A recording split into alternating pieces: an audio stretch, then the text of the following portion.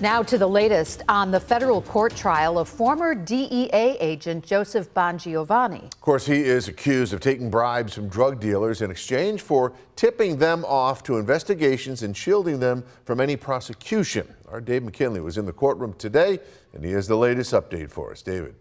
Scott and Mary Alice, at the start of the trial, prosecutors promised jurors a front row seat to see how drug dealers corrupted a drug enforcement officer and turned him into a double agent who used his badge to shield them. Well, as scintillating as that may sound, for a second day in a row, testimony focused on phone records and investigative reports. Tedious stuff, to be sure, but at the very foundation of the government's case.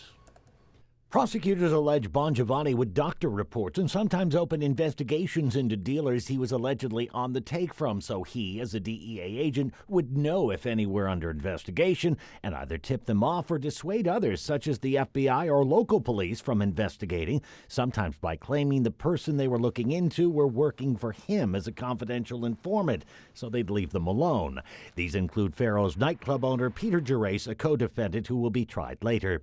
Jurors previously heard from former Erie County Sheriff's Jail Deputy Louis Selva, a friend since childhood to Bongiovanni and best man at his wedding, who ended up turning government witness against him. Selva testified he recruited Bongiovanni and arranged for him to be paid by Michael Masecchia, a former Buffalo public school teacher who he said helped operate the ring and who Selva also said he believed to be a member of the mafia.